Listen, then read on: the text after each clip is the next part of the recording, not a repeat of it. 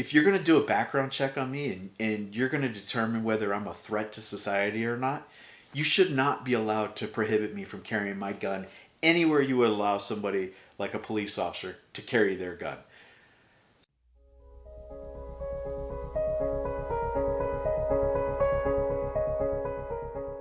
Hey guys, Jeff Tack here. So I just wanted to put together a video. There's been another school shooting. This one has happened in Florida, South Florida, and the reports that are coming in have really frustrated me a little bit. The bodies are still warm, and already there's calls for gun legislation.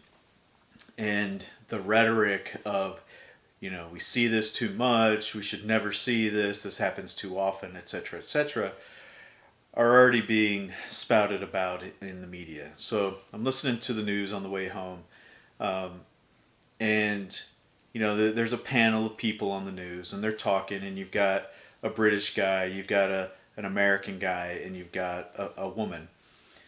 And the moderator is going through asking them questions about, what can we do, and why does this happen, etc. And immediately, the guy's like, we don't know enough about what's going on. Then, but he's given his opinion. And then the woman comes in, and she's touched with emotion about how this should never happen, and these kinds of numbers are tragic. And you got the British guy who makes his comments, and the very first thing that I realized was the British guy, who's not even I don't even know if he's an American citizen. He's the one who's making the most sense out of all three of them. And what he's saying is that you can pass laws, but there's a culture in America that doesn't want new laws. We have always been an independent people. We've been a self-determined people, and when self-determined people are restricted or limited from things such as protecting themselves, they're going to want to be able to protect themselves. In other societies, that isn't the case. The government has done a good job of making the people feel like it's the government's role, it's the government's responsibility to solve your problems. And what we have here is if we have a clash of ideals, where in the United States, we're free, we have liberty, we can do the things that we want to do within reason. We're becoming Europe more and more. But one of the things that we've been able to hold on to throughout this whole thing is our right to self-defense. So, now with media, with social media, with cable news networks, with people constantly giving their opinions, hell, even YouTube, constantly giving their opinions about what should or should not happen. You've got the entire gamut of ideas about how to resolve this. And the one that the lazy people continuously fall back upon is we need gun control. This is a gun problem. This is what the legislators want you to think. This is what the victims, would want you to think. This is what the opinion writers are on the news channels want you to think, that this is a gun problem. This is gun violence. These are gun murders.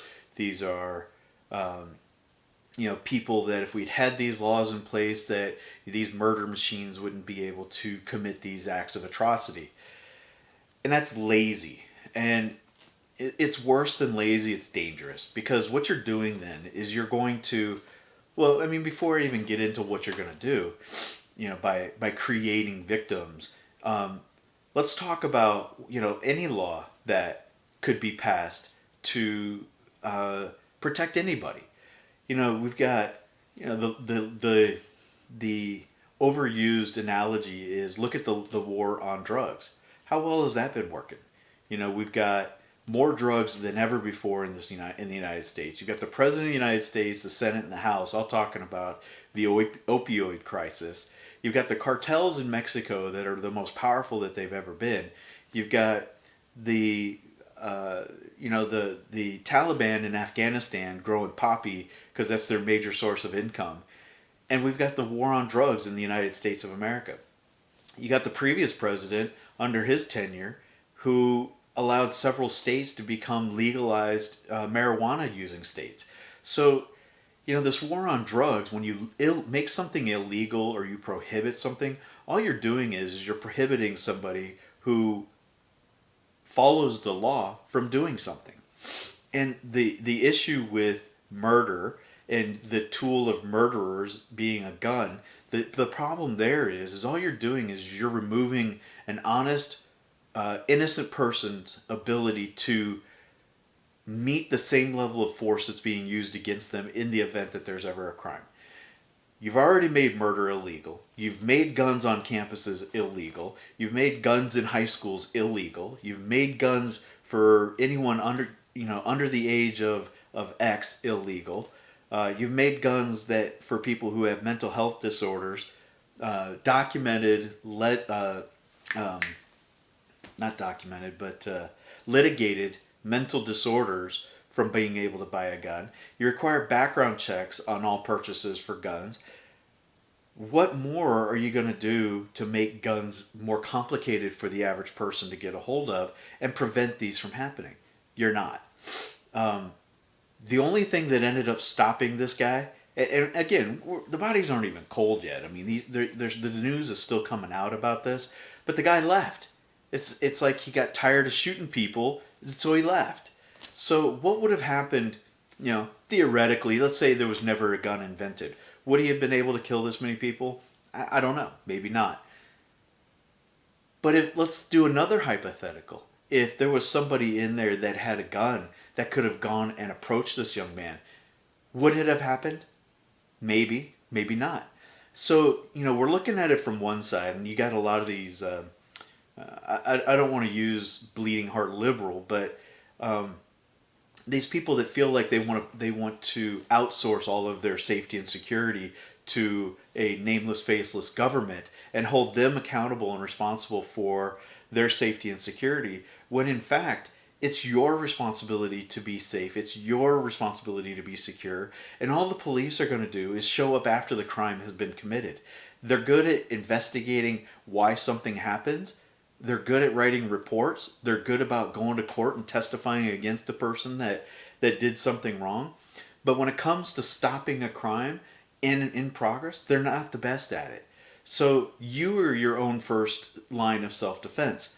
And if you have abdicated that responsibility, or you've abided by laws that have been put there by people who are being protected by guns, so these politicians pass these laws and they put them in place, and they have armed security whenever they meet, and they have the right to self-defense in their workspaces. But you make these teachers and these school administrators defenseless in these schools for no reason. I mean, there's just no good reason why I have heard yet why you would want to keep these schools gun free. You can't have a cop on every street. You can't have a cop in every corner. You can't have a cop in every building. Why are you going to leave these high schools and these middle schools, elementary schools? Why are you going to make them just a opportune target for someone who's already hell-bent on violating the law? You eliminate the guns. You make a law that says you can't make gunpowder, all the raw material. You can't make carbon, and you can't make nitrates, and you can't put the chemicals together. You can't make those chemicals. That's a dream. That just isn't going to happen. People are going to find a way to harm one another. And the media in their 24-hour news cycle, and social media with their 24-hour live streams of information, make a living off of sensationalizing these things.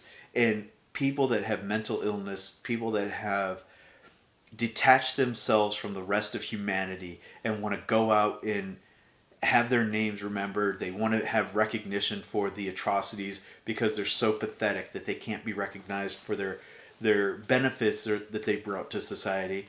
The media and these social media pages are more than willing to show these atrocities so that people will be outraged, and they'll want to see more, and they'll want to see more, and they'll want to see more. And so we're our own worst enemies, whether it be the gun community or concerned parents or law enforcement or politicians who they want votes or they want, this sensationalism of everything has just gotten out of hand. And people just need to realize you can't pass a law to protect everybody. And people are responsible for their own protection. And when you make these places gun free, all you're making them is murder zones. And it's tragic. I blame politicians for making these places unsafe to send your kids to.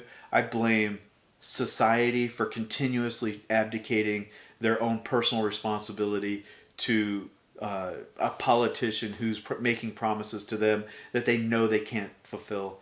And I blame the individuals. Every single one of us has a right and a duty to fight for these freedoms that were passed down by our forefathers, and we're just constantly giving them away a little bit more and a little bit more and a little bit more. Take responsibility for yourself. Stand up for your own personal protection. Fight for your freedoms that have been handed down to you, and tell your politicians that this isn't okay and that you want the ability to defend yourself and you don't want any restrictions placed on that. You don't want limits. If you want to increase the ability to do a background check, then give us the ability to carry our guns everywhere and anywhere. Make the person who puts up a sign on their door that says your patronage is not wanted here if you bring in a firearm. Make that person responsible for the protection of everyone in there. There's some give and take here. You want to give a little bit, then we're willing to give a little bit here and there if we're going to get something in return. Do a background check on me. I've had many, many, many background checks done on me. But if you're going to do a background check on me and you're going to determine whether I'm a threat to society or not, you should not be allowed to prohibit me from carrying my gun anywhere you would allow somebody like a police officer to carry their gun. So anyway, that's my rant. If you like this video, please subscribe. I mean, the revenue is not there for these, but the only way to even attempt to make any revenue from putting out a video like this or just sharing thoughts and ideas is if subscribers are subscribing to your channel. If you agree with this position, give me a thumbs up. I'd appreciate that too. That lets me know that, what I'm saying isn't just falling on deaf ears. And if you disagree with what I'm saying and you want to give me a thumb down, I'm okay with that too. I'm cool with that. But give me a comment. Let's start a dialogue. What would you do? What law would you pass to protect people short of removing everybody's ability to protect themselves? Because it's just not going to happen. This isn't utopia. Human beings are a violent animal. And as long as there's violence and evil and thuggery in the world, there's going to be people who are going to prey on others. And those people need to have the ability to protect themselves. So, humans are our own worst enemy. And for every evil act, there needs to be somebody good willing to stand up for that. And part of that is making videos like this. So let me know if you disagree, and we can talk about it. But at any rate, share this around if you think others will find it useful. And I appreciate you taking the time to watch it. Thanks. Bye-bye.